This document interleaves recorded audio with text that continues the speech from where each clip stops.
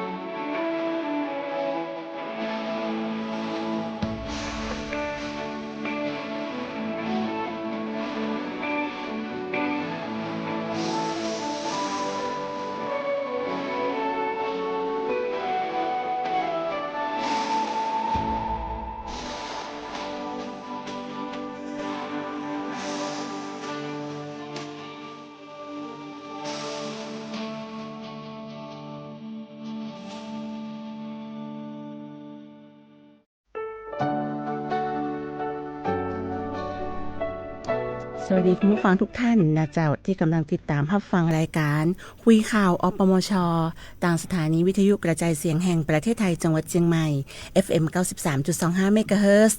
98.0 เมกะเฮิรตซ์รวมถึงตั้งหน้าแฟนเพจ Facebook ของสวทเชียงใหม่ PRD นะเจ้าปะกัน3ช่องทางกับหมู่เฮาทีมงานอปมชจังหวัดเชียงใหม่เจ้าวันนี้แน่นอนว่าน้องยุ้ยจริวัลย์ขยันเจ้าอปมชจากอำเภอหางดงทำหน้าที่ดำเนินรายการแฮมเช่นเคยนะเจ้าร่วมกับพี่น้องทีมงานของเฮาแฮมเจิญรายงานตัวได้เลยเจ้าสวัสดีเจ้าข้าเจ้าตุลากิตติกุลแม่หลวงนุ้ยอปมชอำเภอเมืองเชียงใหม่เจ้าครับสวัสดีครับผมเอกสิทธิ์ปินตาครับอาจารย์ติ๊กครับจากพคบเชียงใหม่ครับเจ้าวันนี้ต้องบอกว่ามาพร้อมกันนะเจ้าพอดี โดยไม่ได้นัดหมาย แต่ว่าอาจจะเป็นเพราะตอนนี้เฮาอยู่ในอำเภอเมืองแล้วเนาะแล้วก็เฮาก็โดนล้อมไปด้วยความมืดดำของท้องฟ้าครับตะกี้มันมีแดดมากำแม่นเปิ้นฮ้องว่าเปิ้นฮ้องว่าแดด แดดมากำแม่นครับเนาะหมอกจุดีใจเนาะคนซักผ้าก็จุดีใจแดดออกแล้วตักผ้าเนาะแม่นดีหลากปิกหมอมันมืดมาเพื่อเดี๋ยวจะเอามาตันนะเจ้าแล้วก็ทางพี่เก่งก็ได้ส่งในเรื่องของการติดตามกลุ่มฝนนะเจ้าด้วยเรดาร์ของภาคเหนือตอนบนของเฮานะเจ้าเมื่อเวลา 16 นาฬิกาก็คือ 4 โมงแรงเนี่ยก่อนเฮาเข้ารายการสักกรรมนั่นนะเจ้าเปิ้นก็บอกว่าในพื้นที่ของภาคเหนือเฮานั้นก็มีตกฝนตกนะเจ้าหลายพื้นที่นะเจ้าซึ่งทางเรดาร์ลำพูนก็ตรวจพบกลุ่มฝนกำลังอ่อนถึงปานกลางนะเจ้าโดยในส่วนของจังหวัดเชียงใหม่นั้นก็มีกลุ่มฝนอยู่ที่อำเภอฝางแม่อายเจียงดาวชัยปราการแม่แตงป้าวนะเจ้ากัลยาณิวัฒนาเสมิงแม่แจมแม่วางแสนปะตองหางดงตัวนะเจ้าแล้วก็จำตองดอยลอแล้วก็ดอยเต่านะเจ้าอันนี้ก็พบกลุ่มฝนเนาะจากเรดาร์เกือบจะทั่วจังหวัดเชียงใหม่เดี๋ยวนี้ก็แน่ห่วงพี่น้องตังเหนือแม่นเจ้าแล้วก็พี่น้องที่อยู่บ้านติดลำห้วยเจ้านะครับเจ้าซึ่งตอนนี้ก็ตั้งแต่เปิ้นฮ้องว่า เจ้าวันนี้นะเจ้า ครับ ก็เกิดเหตุน้ำป่าเข้าท่วม3อำเภอของจังหวัดเชียงใหม่นะเจ้าก็มีพี่น้องประชาชนได้รับความเดือดร้อนกว่า159ครัวเรือนแล้วก็หลายหน่วยงานก็ได้เข้าไปช่วยในเรื่องของการช่วยเหลือแล้วนะเจ้า ครับ ซึ่งเปิ้นฮ้องว่าแต่ใดก็ตอนนี้มันก็มี มี พื้น อำเภอ ที่ อีกห้องเจ้า ที่ได้รับความเดือดร้อนก็คือเวียงแหงแม่อายแล้วก็ปาว อ๋อ ม สามอำเภอ 3อำเภอนะเจ้า จ้า 5ตำบล9หมู่บ้านรวม153คน159ครัวเรือนเจ้า มันต้องเวยแต่น้ำป่าเนี่ยนะครับเพราะว่า แม่น บัดนี้เฮา ตัดตัว ต้องยอมรับว่าต้นไม้เฮามันมีน้อย แม่น ต้องรณรงค์ช่วยกันปลูก จ้ะ ดอยมัน เจ้า หัวโล้นไปละ เจ้า ก็ที่ผ่านมาที่วิกฤตที่ไฟป่าก็สูญเสียหายกันไปนะ แม่น กับต้นไม้นะครับ เจ้า ตอนนี้พี่น้องที่อยู่ใกล้ริมแม่น้ำก็ต้องระวัง แม่น สิ่งที่ต้องเตรียมไว้ก็ต้องมีไฟฉาย เจ้า นะครับ มีอุปกรณ์ที่ จะเป็น เซฟตี้ แม่น นะครับ แม่น ต้องเตรียมไว้เนาะอุปกรณ์แบตสำรองนี่นะครับ เจ้า ซึ่งเปิ้นฮ้องว่ากระเป๋าฉุกเฉินซ้ำดีนะ ครับ เจ้าเกิดว่าถ้ามันเกิดเหตุเนี่ยเฮาก็จะถือกระเป๋าตัวนั้นน่ะล่นไปเลยเนาะเจ้าเวลาเกิดเหตุจะได้บ่ต้องไปห่วงข้าวของอื่นนะเจ้าก็จะ ช่วง มี ที่ระทึกนี่ ของ ก็ จำ คือ เป็น จะเดือนสิงหาเนี่ยเนาะ ใกล้ สิงหากันยาเนี่ยนะมันตึงเป็นเดือนที่ลุ้นขนา เจ้า ดเลย ฤดูหน้าน้ำหลาก แต่เวลาน้ำมานี่ สองเดือน มักจะมาตอนที่เฮาหลับนอนกันละ แม่น นะครับ เจ้า เมื่อคืนดึก ครับใครมีชูชีพก็เตรียมไว้ก็ดีนะครับ แม่น อย่างน้อยก็ แม่น ช่วยเซฟได้หลายอย่าง ๆบ้านที่อยู่ใกล้น้ำ แม่ นะ น เจ้า ครับ แต่เวลาใจก็ต้องดูกระแสน้ำตัวย แม่ นอกจากบางทีกระแสน้ำมันแห้งก็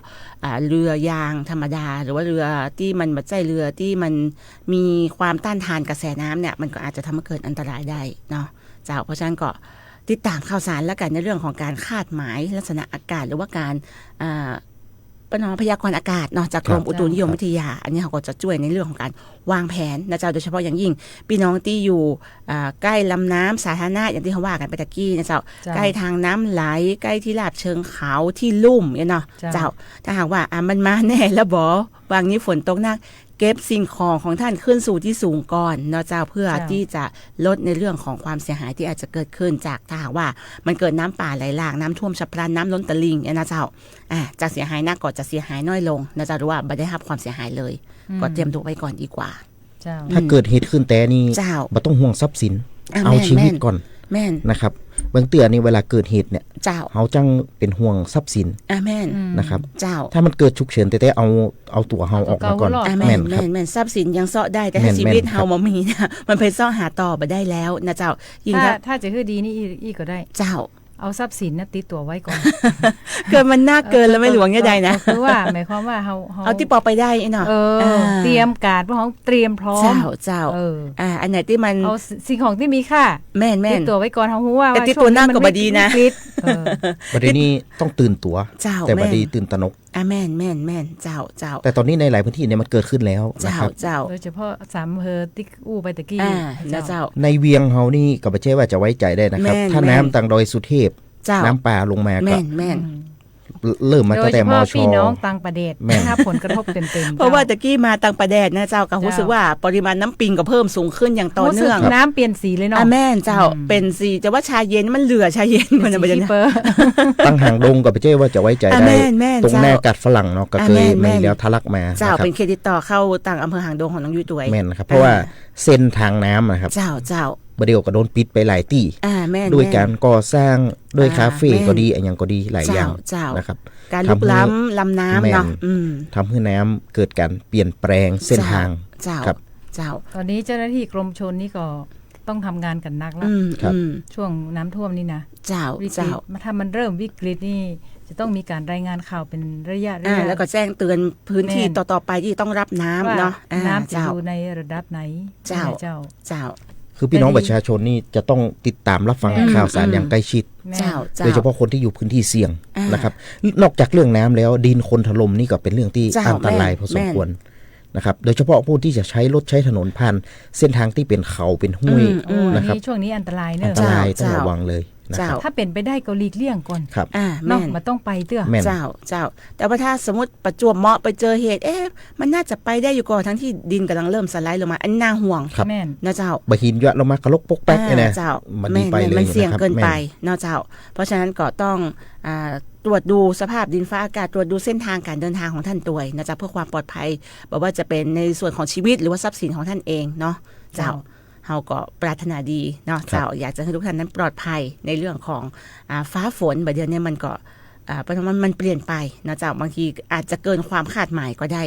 เพราะฉะนั้นเตรียมการรับมือนะเจ้าแล้วก็ในส่วนของหน่วยงานที่จะต้องมีการเป็นท้องว่าบูรณาการเชิงรุกหรือว่ามีการแจ้งเตือนภัยเชิงรุกก็ต้องเตรียมพร้อมอยู่เสมอเหมือนกันนะเจ้าเชื่อแน่ว่าพี่น้องอปทโดยเฉพาะอย่างส่วนของงานป้องกันเนาะเจ้างานกู้ชีพกู้ภัยเนี่ยอันนี้ต้องเตรียมตัวสแตนด์บายอยู่ตลอด24ชั่วโมงก็ต้องช่วยกันเนาะบอกว่าจะเป็นพี่น้องประชาชนหรือว่าเจ้าหน้าที่หน่วยงานที่เกี่ยวข้องเนาะรถระทึกอยู่ ทำให้เกิดความเสียหายน้อยที่สุดโดยเฉพาะชีวิตของพี่น้องประชาชนนะครับนี่สำคัญเจ้านะครับทรัพย์สินนี่มันหากันไม่ได้นะครับเจ้าเพราะฉะนั้นเอาตัวรอดก่อนพูดถึงการเอาตัวรอดแล้วแต่ว่าข่าวเศร้านะครับเนาะพี่น้องประชาชนหลายท่านหลายคนก็น่าจะติดตามเจ้าฟังแล้วก็หดหูมันสะเทือนใจแม่นสะเทือนใจนะเจ้าซึ่งก็มีถึงผู้เสียชีวิตแล้วก็ผู้บาดเจ็บเป็นจำนวนมากเพราะว่าเกิดเหตุในโรงเรียนนะเจ้าซึ่งในส่วนของสาเหตุของการเกิดเหตุเนี่ยเฮาก็ยังบ่ทราบแน่ชัดเพราะว่าก็มีหลายกระแสเหมือนกันนะจ๊ะบางคนก็บอกว่าเป็นจากการที่เปิ้นถูกเข้มงวดในเรื่องของการเรียนเนาะหรือว่าอาจจะถูกเพื่อนกันแกล้งหรือว่าบูลลี่นะนะเจ้าซึ่งเหตุการณ์มูเนี่ยมันก็อาจจะสร้างให้เป็นสาเหตุของการที่น้องไปทำการรุนแรงอีกก็ได้ผมว่าบัดด้วยบ่ว่าจะสาเหตุไหนก็ตามคนเฮาเนี่ยตึงวันนี้ต้องยอมรับว่าศีลธรรมจริยธรรมมันหายไปเยอะนะครับผิดชอบชั่วดีเนี่ยมันหายไปจริงๆครับแม่หลวงหายไปเยอะเลยครับปัจจุบันครับแม่นและส่วนหนึ่งก็คือความอบอุ่นในครอบครัวอันนี้สำคัญมันมีแล้วบัดเดียวแม่นมือถือคนละเครื่องเนาะเปิ้นฮ้องว่าบางทีนั่งโต๊ะเดียวกันนี่ก็คนละเครื่องบ่ฮู้กันก็อย่างที่เปิ้นว่าแล้วครับว่าทุกคนมีโลกส่วนตัวของตัวเก่าเทคโนโลยีเนี่ยทำให้คนที่อยู่ไกลได้อยู่ใกล้กันแต่กับด้านคนที่อยู่ใกล้กันเนี่ยเฮาอยู่ด้วยกัน 3-4 คนคนละเครื่องบ่อู้กันเฮียลายอู้กันเฮียความสัมพันธ์หายไปหมดนะครับความยินดียินไล่ถึงวันนี้บ่ค่อยมีกันแล้วครับทำให้คนเฮาเนี่ยบางที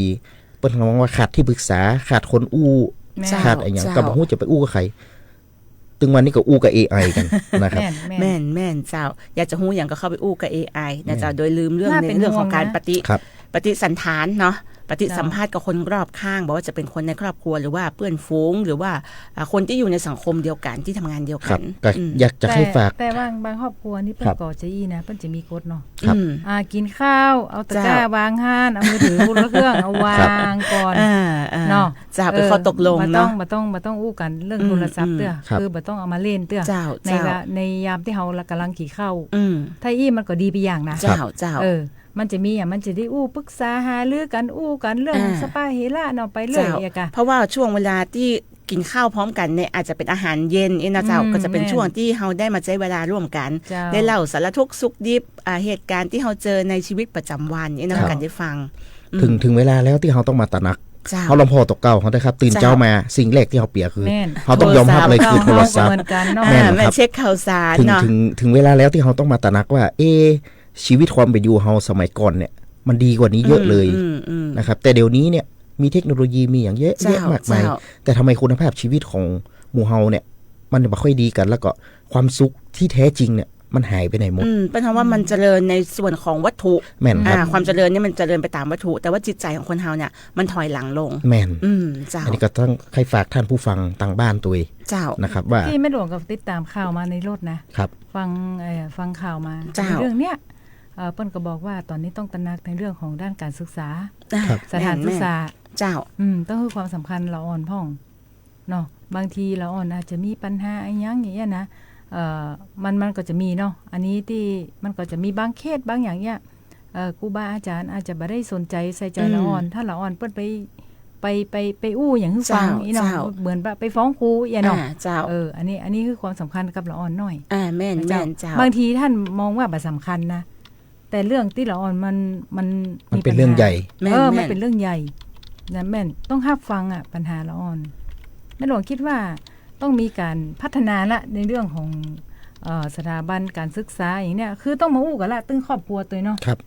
มันต้องถึงกันนะตั้งครอบครัวตัวตั้งสถานศึกษาตัวนะเจ้าอันดับแรกคือสถาบันของครอบครัวเลยนะครับสำคัญโดยเฉพาะ ละอ่อนที่อยู่กับตากับยาย เจ้า เราไม่ได้อยู่กับพ่อกับแม่ อ่าอ่า นะครับ อันนี้สำคัญ เจ้า แต่ว่าถ้าอู้ถึงเนี่ยบ้านเฮาเนี่ยใครที่อยู่กับอุ้ยเนี่ยจะเก่ง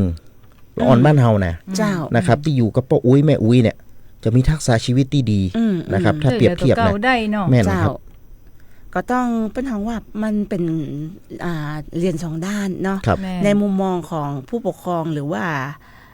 ปู่ย่าตายายที่เลี้ยงดูละอ่อนเนี่ยเปิ้ลก็จะมีทัศนคติอย่างหนึ่งกับละอ่อน อาจจะอยากให้ได้ดีแต่อาจจะใช้วิธีการที่มันบ่สามารถใช้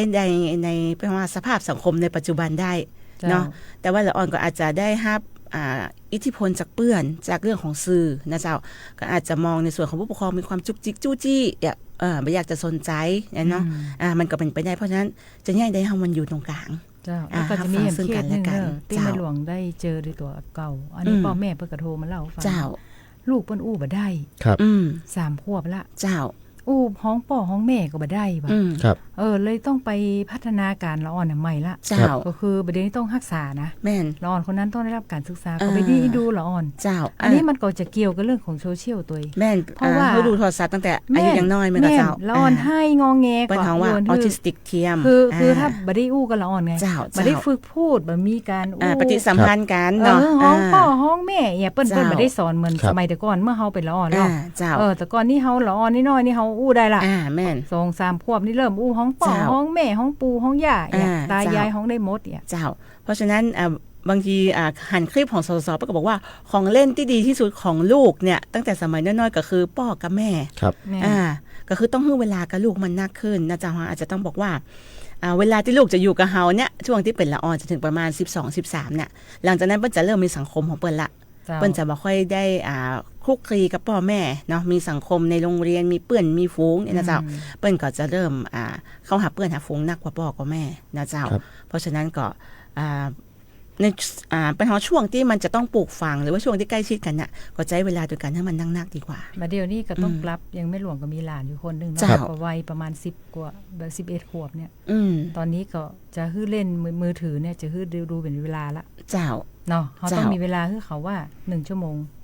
ต่อ อืม มันจะมีปัญหากับเรื่องสายตาตัวเอง เจ้า ครับ เพราะละอ่อนมันจ้อง แม่น หน้าจอมือถือ ตื่นมาซนอย่างแท้น่ะ แม่น แล้วประเด็นนี้ละอ่อนประเด็นเซเว่นล่ะ อายุน้อยกันเซเว่น สมัยเขาเป็นละอ่อนแต่ก่อนเขาจะได้ใส่รู้ เจ้า น่ะ แม่น ของเล่นของเขาแต่ก่อนนี่อย่างหัวน้อง เจ้า เล่นมาเก็บ แม่น เอาโซ่ เล่น มา เนาะ โดดหนังว้องอันหนังว้องหลายคนบอกว่าจากโดนหนังว้องเนี่ยอย่าง โดนหนังวอง หนั แม่ ง น ยางเนาะ แม่นเขาเปิ้นเอามาห้อยไปเส้ เจ้าน เนาะ เจ้า แล้วก็เล่นกัน แม่น ถ้ามันมีนางว้องก่อนสมัยแต่ก่อนนี่เอาเครือเถาเนอะหูจัก ครับ เครือเถาที่มันเหนียวๆเนอะก็ ๆ ไปดึงเอามานะ เจ้า แล้วก็เอามาแกว่งกันนะเล่นกระโดดกันเนี่ย อ่า อันน่ะแม่หลวงเขาแต่ก่อนเป็นละอ่อนเล่นจะอ่าน อู้ เจ้า ย้อนไปแต่ก่อนนี้ของเล่นนี่มันหาได้ตามบ้านนะครับเนาะ แน่น ส่วนมากที่อยู่ในวัยช่วงนั้น เจ้า เนี่ย มาได้ จะทุก ซื้อเนาะแต่ ทุก ก่อน คนจะต้องผ่านการเล่นขายครัว และทุกคนจะต้องผ่านการขายก๋วยเตี๋ยวเอาเส้นเหลืองๆที่เป็นเป็นของว่าต้นอะไรอย่างครับที่มันเป็นสีเหลืองๆเคยหันก่อนครับ เดี๋ยว หัน เราแต่ชื่อต้นอย่างกับผมว่า ทุกคนจะต้องเอามาเล่น สันติกนึงหมอออก แม่น เจ้า แม่นครับ า จะเป็นเครือ เจ้า ออกนักขนาดแต่ประเดี๋ยวบอกให้มีแล้วนะครับ เอาหน่วยพักปังมาแปลงน้ำ แม่ เลยนะ แม่หลวงเอาอันนี้หมอเอากาปีอ่ะ เจ้า สีม่วงๆนั่นน่ะ เจ้า เอามาซอยมาหั่นการกาบกล้วยนี่นะโหใจเป็นของเล่นได้นักเนอะ เฮาอู้ย้อนไปเนี่ยมันเป็นการเรียนรู้นะครับเนาะบ้านต้นกล้วยอะบ้านกระสอบเนี่ยแปลงกันตะกอน เจ้า ก็ได้เรียนรู้ในการแปลงบ้านเนาะ ขายครัวได้เรียนรู้ทักษะในการทำมาอาชีพ เจ้า เนี่ยแต่บัดเดียวนี้ต้องยอมรับว่าเทคโนโลยีนี่มันล้ำแต่ว่ามันไม่ได้ไปเสริมทักษะที่ใช้จริง ๆ ในชีวิต เจ้า นะครับ มีน้อยคนที่จะประสบความสำเร็จ ไม่หลวงอู้ถึงว่าเด็กพิเศษนี่นะครับ สื่อสารทางโซเชียลเจ้า มีนักเตะ มาละอันหนึ่ง มาละ สายจากตังใดเดินฮับกันเนาะสวัสดีเจ้า สวัสดีเจ้า เจ้า แม่โทรมาให้กำลังใจทุกท่านที่ออกรายการนี้อยู่เจ้าบรรลบกวนเจีย ได้เจ้าแม่เจ้าจากตังใดก็ขอบอกน้องยุ่มกรรมเจ้า สันพเนตรเจ้า สันพระเนตรเนาะเจ้า สันพระเนตร เจ้านี่เจ้านักเจ้าแม่เจ้า แล้วก็ตั้งสันทรายนี่หันว่าฝนเริ่มมาแล้วตกหรือยังเจ้า ว่าลงน้อยๆแล้วก็หายไปแล้วก็มืดลง จะ คืนตกจนแจ้ง เจ้า เย็น เจ้า สบายนะครับเนาะ เจ้า ละออน ลูกหลานต้องพูดเล่นมือถือก่อนครับ แม่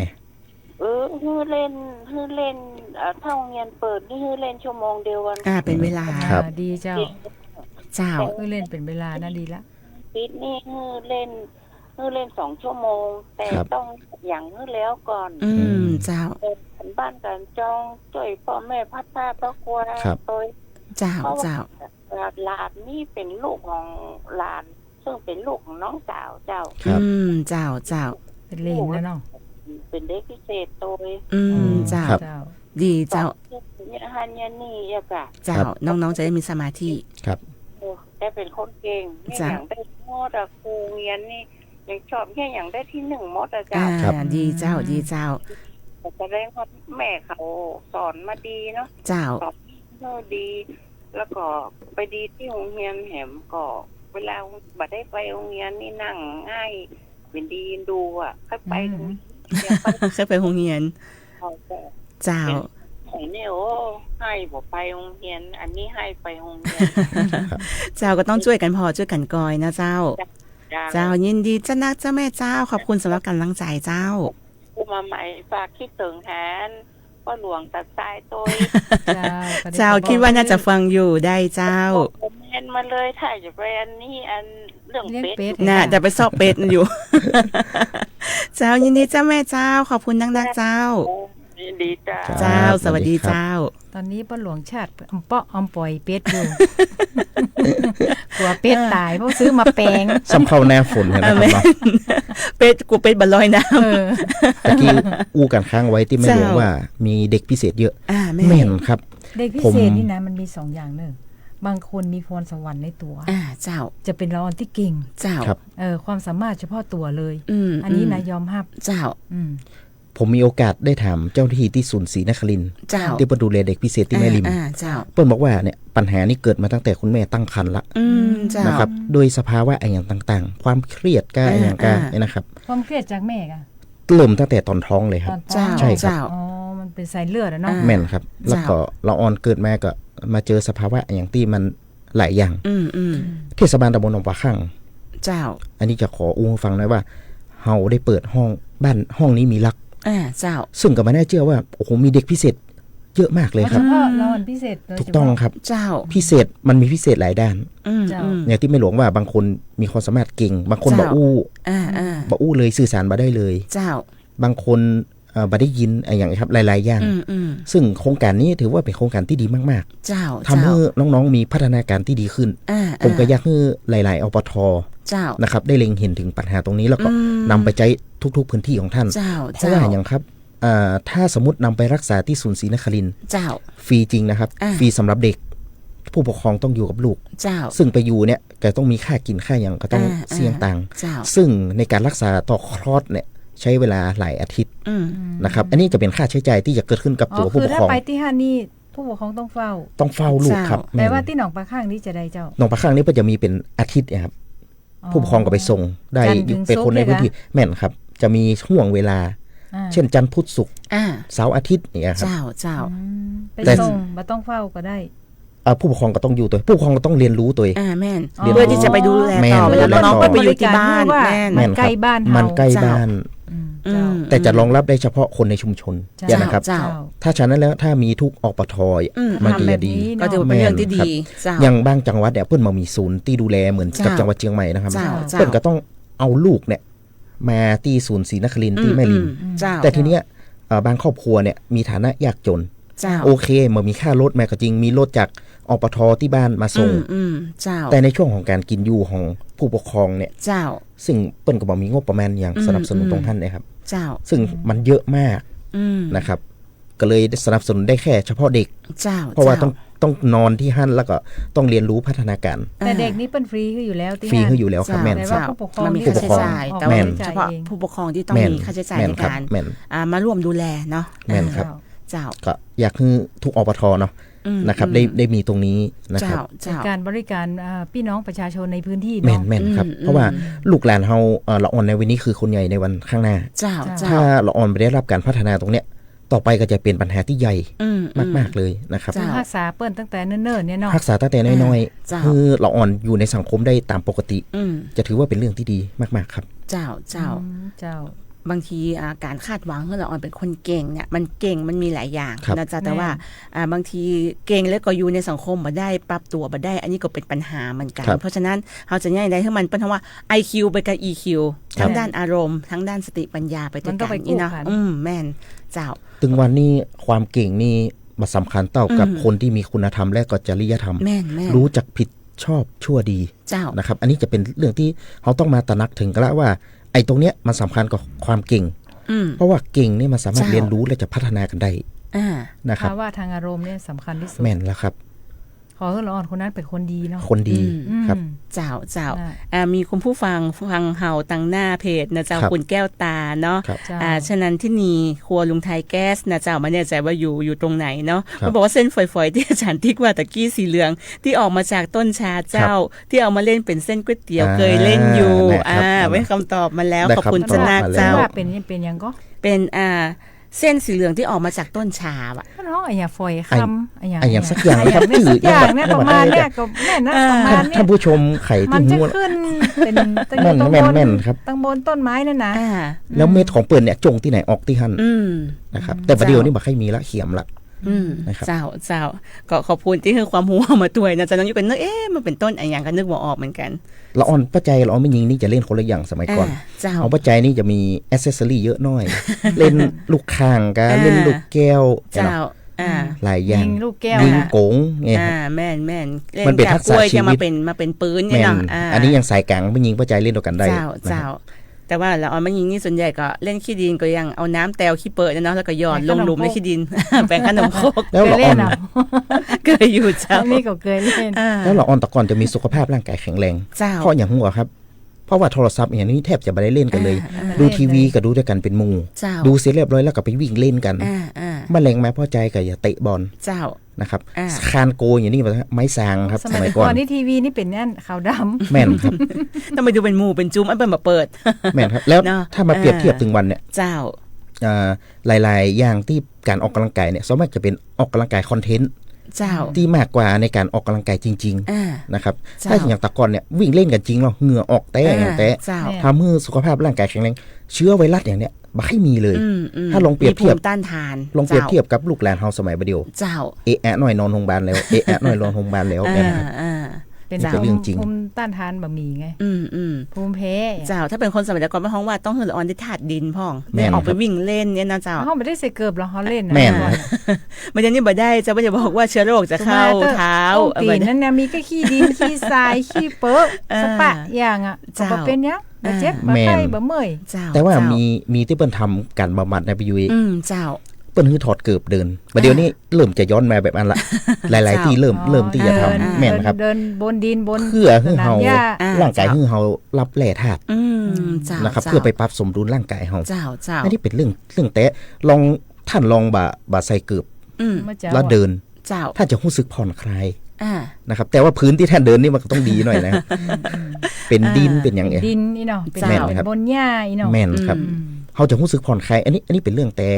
ท่านผู้ฟังก็ลองไปทำพอนะครับนี่ในคลิปไม่หลวงก็เห็นนะมีหมอเพิ่นก็แนะนำนะเพิ่นว่าถ้าทำได้เนี่ยทำเตอะมันเป็นการปรับสภาพร่างกายเฮาเพิ่นว่าเพิ่นเพื่อมันได้ธาตุอ่ะแม่นครับแม่นธาตุดินอีเนาะเจ้าเข้าสู่ร่างกายเฮาเจ้ามันเป็นการผ่อนคลายแม่นเจ้าบางทีเพิ่นเฮาว่ายังเขาบอกเนาะไม่ก็เอาเก่ากับบะละเนาะ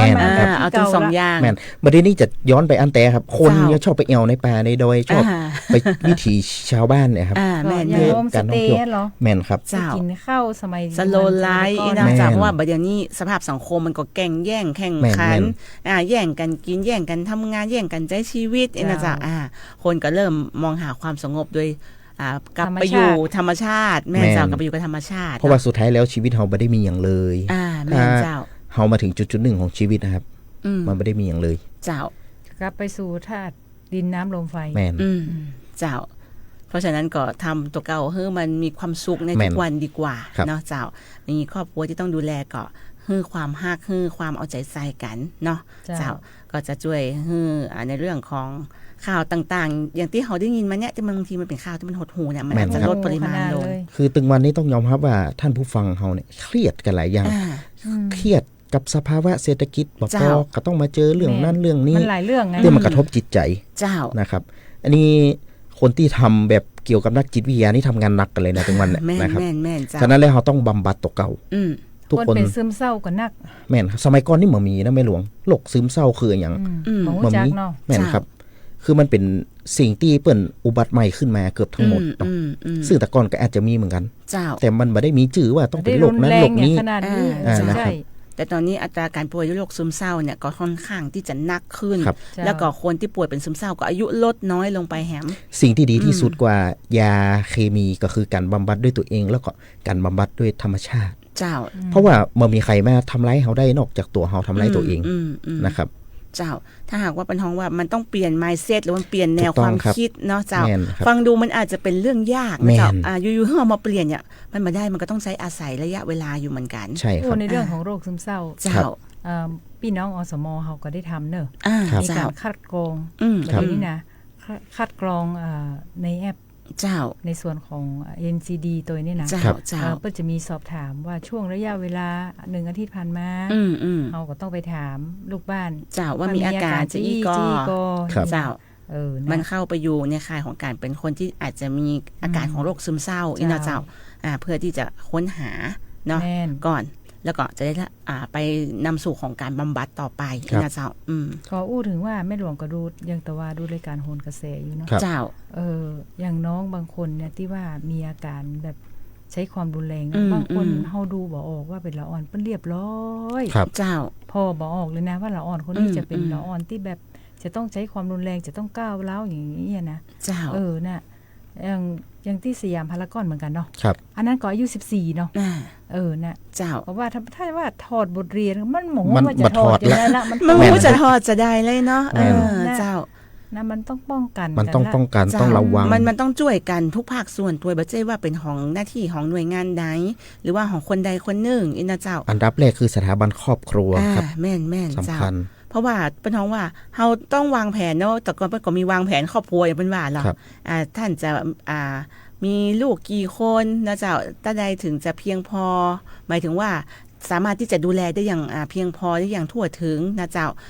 บอกใช่ว่าบางคนก็มีไว้ก่อนเดี๋ยวก็มาว่ากันนี่ก็บ่ได้ ถาม เจ้า ไทยพ่องบางทีเขาไปรับลูกโรงเรียนเนาะ เจ้าวันนี้เป็น ไม่หลวงไป จะด้ ห้าม พ่อ หลาน นะ ไม่หลวงจะถามว่าน้องวันนี้เป็นได้พ่องลูก เจ้า แฮปปี้ไหมอีน้องเขาถามเนาะ อ่ เนี่ยอย่างตะวันนี่เกิดเหตุการณ์ไม่หลวงก็จะถามแล้วนะ เจ้าเจ้า ว่าที่โรงเรียนน้องมีก็ ละอ่อนที่แบบเป็นหัวโจกอะที่ชอบกันแกล้งเพื่อนอย่างเงี้ยนะยังมีก่อนน้องเปิ้ลก็บอกว่าบ่มีเนี่ยเขาต้องถามเขาเป็น ครับ เขาเป็นผู้ปกครองเนี่ยเขาต้องถามเนอะถามดีที่สุดเนาะ ครับ เพราะอย่างน้อยละอ่อนบางทีมันมีอ่ะเฮาบ่ถามมันก็บ่อู้อ่ะ ครับ เฮาต้องเน้นต้องถาม ถ้า เจ้า ถามไปบางทีมันอาจจะกล้าอู้ก็ได้ ว่ามียายแม่มีตรงนั้นตรงนี้เนี่ย เพื่อนคนนั้นเป็นเจ้าอั้นเป็นเจ้าอี้แหน่มันจะเริ่มปีปากออกมาละมันจะเริ่มอู้อะไรอย่างเงี้ย เจ้า น่ะต้องถามเจ้า ครับ สิ่งที่เราต้องยอมรับในปัจจุบันนี่ก็คือการเลี้ยงลูก คนสมัยก่อนเพื่อมีลูกเป็น5เป็น6คนนะครับ ก็เลี้ยงได้เนาะ แมนลักคนไปเดียวมีลูกคน1คน2คนอีบ่ได้ เลี้ยงตุ๊ก เจ้า เลี้ยง แต่ เนี่ย ว่าคืออยู่ต้องยอมรับว่าคนปัจจุบันเนี่ยคือประคบประหงมมากนะ คื ค อ รับ เปิ้นท้องว่ามาจากพื้นฐานที่แต่ก่อนเฮาลำบาก แมน อ่า ก็เลยอยาก แล้วพอ ให้มีสิ่งที่ พอ เขา ลูก ขา เนี่ ด ยแม่นเฮาก็จะชดเชยให้กับลูก นะครับ จะอ่าน นอนเลยสบายเนาะ แมน เจ้า บางคนนี่อย่างไม่ใช่จ้างนะ เจ้า 180อยู่ก็ในห้องเอต้องยอมรับ แม่น เจ้าเจ้า น่าเป็นห่วง เจ้าเพราะฉะนั้นก็ให้เปิ้นออกไปเจอสังคมพ่องนะครับ เจ้าเพราะว่าแน่นอนว่าหลายท่านก็อาจจะประสบปัญหาลูกหลานเมาเล่นเกมอยู่ในห้อง ครับ หรือบ่ยอมออกห้องเลยบ่ยอมไปพบปะใครอันนี้ก็ น่ากลัว ก็น่าห่วงอยู่เหมือนกัน ยังบัดสายที่จะแก้ครับ ช่วยกัน เจ้า ครับ แม่นต้องค่อยอู้ค่อยจ๋าด้วยนะครับ เจ้าอู้แหงไปก็บ่ บ่ได้ นะเจ้าจะเอาความคิดสมัยเฮาเป็นสมัยละอ่อนแต่ก่อนเอามาใช้กับ บ่ได้ ละอ่อนสมัยเดียวก็บ่ได้เหมือนกัน เพราะโล นะ ก เจ้า มันเปลี่ยนไปแล้วเนาะ แม่น แต่ว่า เจ้ น้องๆลูกหลานเยาวชนก็ต้องฟังตัวเอง แม่น นะครับ เพราะว่าถ้ายังแบบฟังถ้ายังเชื่อมั่นในตัวเองอยู่ เจ้า นะครับบ่ยอมฟังคนที่เคยผ่านมาแล้ว น้องๆก็จะลำบากในอนาคต เจ้า นะ เจ้า ครับ ก็จะมามีผลดีอย่างนะครับ ถ้ายอมเชื่อฟัง เจ้า อย่างน้อยคนละครึ่งทาง ชีวิตความเป็นอยู่ก็จะดีขึ้น ถ้าน้องมีเหตุผลนะ แม่นครับ มันทุกอย่างมันก็คือจะบ่มีปัญหาเลย แม่นครับ สมมติว่าเปิ้นห้ามตรงนี้ เจ้า เหตุผลมันเฮาก็ต้องมีคือละอ่อนพ่อจะอั้นพ่อจะอี้เฮาต้องบอกเหตุผลไป เจ้า เนี่ยถ้าน้องๆรับฟังเหตุผลได้ มันทุกอย่างมันเชื่อฟังกันเนาะมันก็จะไปด้วยกันได้ ต้องค่อยๆซึมซับจะไปเหมือนออกคำสั่งในตะกอนก็บ่ได้ละนะเจ้าต้องเปิ้นซึมซับว่าถ้าทำอย่างเอี้ยมันบ่ถูกเพราะว่าถ้าทำอย่างอีต่อไปแล้วอาจจะไปเจอปัญหาจะอี้คือเปิ้นซึมซับเอาคนเดียวจริงเหรออ่อนวัยบัดเดียวนี่นะอายุประมาณ10ปลายน้อยๆมันตัวใหญ่อ่ะ เจ้า สูงจะกุ้งจะกล้าอย่างน้องที่ก่อเหตุนี่เหมือนกันเนาะดูตัวใหญ่เนาะเปิ้นสูงเจ้าแต่อายุแค่14 ปีนะเจ้าถ้าเป็นเด็กชายกว่า14นี่เด็กชายอยู่เนาะเจ้ายังบ่ใช่นายเตื้อแม่นแล้วก็จากที่เกิดเหตุการณ์เนี่ยเฮาก็ย้อนปิ๊กแม่มาว่ามันก็ต้องอุ้มมาถึงในเรื่องของการเอาตัวรอดจากเหตุการณ์จะยะมันจะต้องยะจะได้อันนี้ต้องฝึกกันเลยนะครับแม่นต้องซึ่งก็เป็นข่าวที่ดีที่ยังเป็นน้องว่ามีการฝึกซ้อมแผนเนาะในส่วนของถ้าหากว่าเกิดเหตุการณ์จะยะในโรงเรียนเพิ่งผ่านมาเมินก็เลยทำให้น้องๆในโรงเรียนที่ปลอดภัยเนี่ยก็สามารถที่จะเอาตัวรอดได้จากเหตุการณ์นี้นะเจ้าซึ่งในส่วนของการที่เกิดเหตุการณ์อย่างที่จังหวัดนนทบุรีเนี่ยเปิ้ลก็บอกว่าวิธีเอาตัวรอดนะเจ้าจากภัยร้ายอย่างที่มันเกิดขึ้นนี่ก็คือในเรื่องของการกราดยิงเนาะเจ้าเปิ้ลก็บอกว่าต้องป้องกันตัวเองจากเหตุกราดยิงเนี่ยมีหลักเอาตัวรอดอยู่3วิธีด้วยกันนะเจ้าก็คือหนีซ่อนสู้เขาเคยได้ยินละนะเจ้าซึ่งเปิ้ลก็บอกว่าอ้างอิงมาจากกระทรวงความมั่นคงมาตุภูมิแห่งสหรัฐอเมริกานะเจ้าโดยเรียงลำดับสถานการณ์ขับขันดังนี้นะเจ้าอย่างแรกก็คือในส่วนของการวิ่งหนีห่างจากจุดเกิดเหตุนะเจ้าบางทีต้มตำมาธรรมดาไทยมุงเป็นอย่างน่ะล่นเข้าไปหาบดีญาจะอ่านนะเจ้าเปิ้ลบอกว่าเมื่อได้ยินเสียงดังผิดปกติบอกว่าจะเป็นเสียงปืนเสียงระเบิดเสียงคนกรีดร้องหรือว่าเสียงประกาศเตือนต่างๆให้รีบทิ้งสัมภาระที่เหลือให้ติดตัวน้อยชิ้นที่สุดนะเจ้าแล้วก็สำรวจพื้นที่รอบๆวิ่งหนีไปยังทางออกที่ใกล้ที่สุดโดยหลีกเลี่ยงการใจรีบแล้วก็ใจบันไดแตนนะเจ้า2ก็คือในเรื่องของการซ่อนในที่ปลอดภัยถ้าวิ่งหนีบัตันนะเจ้าให้หาที่ซ่อนตัวอยู่ในห้องล็อกให้แน่นหนาระหว่างที่ซ่อนก็พยายามตั้งสติบ่ส่งเสียงดังร้องตกใจแล้วก็ปิดเครื่องมือสื่อสารทุกชนิดนะเจ้าหากมีจังหวะก็ค่อยเปิดแล้วก็ส่งข้อความถึงคนใกล้ตัวหรือตำรวจนะเจ้าแต่ว่าบ่ควรโทรหรือบ่ควรที่จะบอกให้ใครโทรเข้ามานะเจ้าถ้าหากซ่อนในห้องบ่ได้ถ้าหากว่าท่านบ่ซ่อนในห้องก็ให้ลบหลังกำแพงหรือว่าหมอบอยู่ใต้โต๊ะคลานให้ต่ำเข้าไว้นะจ๊ะเพื่อลดความเสี่ยงในการตกเป็นเป้ายิงของมือปืนที่มักจะยิงไปที่ศีรษะของเหยื่อเนาะอย่างต่อมาก็คือสู้เมื่อหากว่ามันจนมุมแล้วแต่นะเจ้าถ้าตกอยู่ในสถานการณ์ที่ขับขันที่สุดก็ต้องประจันหน้ากับมือปืนหาทางเลือกสุดท้ายก็คือต้องสู้เอาตัวรอดเอาชีวิตรอดนะเจ้าควานหาของแข็งที่อยู่ใกล้มือแล้วขว้างใส่มือปืนรอจังหวะเปลี่ยนกระสุนแล้วกระโดดเข้าไปปล้ำแล้วก็จัดการนะจ๊ะถ้ามีคนอยู่นักก็ช่วยกันเนาะเจ้าอันนี้ก็จะช่วยได้นะเจ้าในส่วนของในเรื่องของแต่อย่างกรณีของน้องกรณีของน้องเนี่ยเปิ้ลบ่ทันได้ตั้งตัวกันเนาะเจ้าแต่ว่าก็ดีที่เปิ้ลมีการฝึกซ้อมแผนมาก่อนหน้านี้แล้วอ่อนก็เลยมีทักษะเจ้าในโรงเรียนมีการฝึกนี้เคยผ่านมาแล้วเจ้าซึ่งมาเมินมานี่ละอ่อนที่เสียชีวิตในเหตุการณ์นี้1คนเนาะจะมีนั้นเป็นคุณครูเนาะก็มีแม่ค่ะครู5เนาะเจ้าแม่นแล้วก็เป็นปู่กับย่าเปิ้นตัวยแล้วก็น้องคนที่ก่อเหตุเจ้ารวมแล้วเป็น9เนาะเจ้าแต่ว่าผู้บาดเจ็บก็นัก30กว่าคนก็ถือว่านักอยู่ฉะนั้นแล้วนี่ทักษะชีวิตนี่เป็นเรื่องที่สำคัญแม่นนะครับต้องมันมาฝึกกันลูกหลานต้องได้รับการฝึกเพราะว่าจะเป็นการช่วยเหลือตัวเองการป้องกันตัวเจ้านะครับอย่างถ้าบัดเดียวนี้เปิ้นจะฝึกกันละทั่วประเทศละเจ้าอย่างถ้าบ่ได้ฝึกบ่ได้ซ้อมเนี่ยคือไปสู้เนี่ยสู้ก็ถึงบ่ได้สู้บ่ได้นะเจ้าคนนึงมีอาวุธไงแม่นบ่มีหยังเจ้าแต่เจอแน่ว่าสิ่งที่จะต้องจำเป็นที่สุดอันดับแรกแล้วก็ในทุกๆเหตุการณ์คือสติแม่นถ้าอย่างทุกคนได้ฝึกเนี่ยถ้าทุกคนรู้ว่าเขาใช้อาวุธปืนอะไรแล้วรู้ว่า1แมกกาซีนเนี่ยยิงได้กี่นัดแล้วถ้าทุกคนมีสติจนรู้ว่าโอเคเขาน่าจะยิงไปครบแล้วแล้วออกไปแย่งปืนอันเนี้ยก็จะเป็นแหมอย่างนึงแต่อันนี้ต้องได้รับการฝึกแม่นฝึกจนแบบทุกคนรู้เหมือนกันหมดเนี่ยนะครับแม่หลวงเงิดน้องคนนี้เขาใช้ปืนจ้างก็หันว่าน้องชอบเล่นบีบีกันออโตเมติกแล้วมันยากนะแต่เท่าที่นอกจากใช้จ้างแล้วคือทำไมมีความแม่นมากเจ้า แล้วก็มีลูกปืนนักถวย ใช่ครับ แล้วโดนจุดสำคัญของคนที่โดนยิง บางกระแสข่าว อันนี้เขาก็บ่ยืนยันแต่เปิ้นบอกว่าเจอว่าน้องไปดูคลิปเกี่ยวกับเรื่องหมูนี้ของต่างประเทศประมาณ5ค สุด ลิป ท้ายแล้วก็ย้อนมาที่ เจ้า เครื่องมือสื่อสารเทคโนโลยี อ่า เชื่อว่าไม่ได้มีแค่น้องคนนี้ที่ดู เจ้า ถ้า เจ้า การศึกษาเรื่องการใช้ปืนก็คงจะศึกษาจากเนี่ย อาจจะเป็นไปได้ อ่า ซึ่งอันนี้ก็เฮาก็ยังบ่ทราบสาเหตุที่มันชัดเจน แล้วก็หู เนาะ ตัวว่า ก็ต้อง ปู่ ติด เอา ตาม ปืน ข่าว ไว้ ต่อ ที่ไห ไป น อันนี้ก็ต้องฝากท่านผู้ฟังที่อยู่ เจ้า ทางบ้านตัว อ่า ถ้ามีอาวุธปืน น่าเป็นห่วงเนอะ นะครับ เจ้า ต้องเก็บเนอะ เขาเข้าใจว่าท่านเอามาป้องกัน แม่น เหตุที่อาจจะเกิดขึ้นในบ้าน แต่ก็ บางที ต้องเก็บเพื่อมิดชิด แม่น ตัว แม่นครับ โดยเฉพาะป้อเนาะเปิ้นจะมีปืนเนาะ แม่น เจ้า เนี่ยท่านจะไปฮื้อลูกฮื้อเต้าได้หูได้หันได้ว่า อ่า ท่านเอาปืนไปซ่อนไว้ทางใด เจ้า แม่น เพราะว่าโดยธรรมชาติของเราคือความอยากรู้อยากลอง แม่น นะเจ้า แล้วบางทีมันลองไปแล้วมันเกิดเหตุขึ้นเนาะเจ้าก็เป็นเรื่องที่น่าเศร้าอยู่เหมือนกันนะเจ้า เจ้า ก็ต้องฝากกันไว้ในเรื่องของการดูแลบุตรหลานนะเจ้าดูแลกันตั้งแต่ในครอบครัวก่อนที่จะเข้าไปสู่สังคมโรงเรียนสังคมโดยทั่วไปของเฮาเนาะ เจ้า อืม คือพยายามมีอย่างให้เปิดใจอู้กัน เจ้า นะครับ เจ้า มันจะเป็นเรื่องที่ดี อย่าเป็นคำว่า เอาความผิดพลาดหรือความผิดหวังของตัวเก่าเนี่ยไปใส่ให้ละอ่อน ครับ บางคนอยากจะทำอยากจะทำพอตัวเก่าไม่ได้ทำเอาไปใส่ให้ลูกว่าลูกจะต้องเป็นอย่างลูกจะต้องเป็นอย่างอีก็ไม่ บา ได้ ง เห ที มือนกัน ลูกเปิ้นโทรมาเนาะปรึกษาเนี่ยป้อแม่บ่ค่อยสนใจก็มีนักเนอะลูกโทรมาป้อจะอ่านแม่จะลูกมันจะอู้ปัญหานะ เจ้า พอมันจะอ้าปากอู้ป้อกับแม่มันบ่ฟังอะไรอ่ะ ครับ ใส่หัวร้อนรูปอีก็บ่ดีนะเจ้า เจ้า อันนี้ขอเลย เนาะ เจ้า เราควรจะรับฟังเปิ้น แม่นเขาต้องมองในหลาย ๆ ด้านไม่ควรจะมองในส่วนที่เฮามองจากตัวเฮาเนาะก็ต้องฟังที่ละอ่อนสะท้อนขึ้นมาตัว แม่น มีการพูดคุยกันดีที่สุดเนาะ เน้นย้ำเรื่องการเป็นคนดีกันมีคุณธรรมจริยธรรม เจ้า เน้นกันไปนักๆตอกย้ำไปทุกวันนะครับ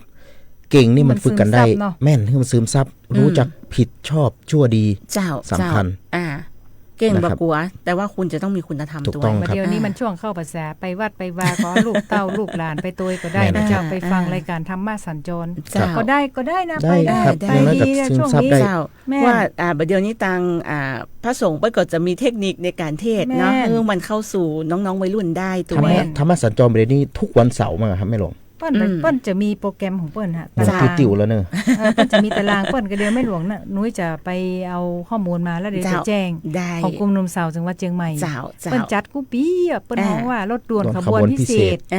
น้องประข้างเปิ้นก็เข้าร่วมเหรอ แม่นครับ เป็นสมาชิก ปี ของกลุ่ม ปีที่แล้วนี่เป็น หนุ่มสาว เจ้าภาพ อ๋อปิดที่แล้วปิดเจ้าภาพ เจ้า ครับ เจ้า แต่ว่าวันนี้หมุนติ้วๆแล้วเจ้าเวลาจะหมดลงแถมแล้วเดี๋ยวเรามาต่อกันในวันพรุ่งนี้คงจะมีข่าวสารมาได้อู้ อย่ามา จาก อว กัน ย แถม หา โอ้ย กะ นะ หัวข้อเดียวนี่ก็เกือบหมดชั่วโมง 2 หัวข้อ กับฝากท่านผู้ฟังที่บ้านอยู่หิมน้ำ เจ้า นะครับ เตรียมรับมือเอาไว้ ระมัดระวังไว้ นะครับ เตรียมไฟฉายเตรียมยุกยา เจ้า จำเป็นเอาไว้ เจ้า นะครับเนาะ จะไปรับลึกเนอะ เจ้า เกินนะ คน เครื่อง ของ มื เค อ รื่องสูตรที่สูง สื่อสาร แม่ ชาร์จแบตให้เต็ม เจ้าก็จะช่วยได้เนาะเจ้า วันนี้เราคงต้องนำรายการคุยข่าวอปมชลาไปก่อนสำหรับวันเสาร์นี้แน่นอนพรุ่งนี้มีแหม1 วันแต่ว่าเป็นการบันทึกเทปนะเจ้าขอบคุณทุกเสียงทุกสายบอกว่าจะตั้งหน้าFacebook ของเฮานะเจ้าหรือว่าตั้งเบอร์โทรศัพท์โทรมาทักทายมาให้กำลังใจยินดีจะนักทุกเสียงทุกสายบางท่านก็อยู่ต่างจังหวัดน่าจะรับฟังเขาได้ตัวนะเจ้าพี่น้องต่างอำเภอเถินก็บอกว่ารับฟังมาตลอดนะครับว่า ขอบคุณจันนาเจ้าคุณสมชายสุนันสานะเจ้าแล้วก็แฮมหลายๆท่านด้วยที่เป็นแฟนประจำขอบคุณนักๆเลยวันนี้ต้องนำคุยข่าวอปมชลาไปก่อนนะเจ้าบอกว่าจะเป็นน้องยุจันทร์วันขยันอปมชจากอำเภอหางดงเจ้าข้าเจ้าตุลากิตติกุลแม่หลวงนุ้ยอปมชอำเภอเมืองเจียงใหม่เจ้า ครับผมเอกสิทธิ์ปินตาครับอาจารย์ติ๊กครับจากพคบเชียงใหม่ครับ เจ้าวันนี้เฮา3 คนนำรายการคุยข่าวอปมชลาไปก่อนปะกันใหม่วันพรุ่งนี้สวัสดีเจ้า สวัสดีครับ สวัสดีเจ้า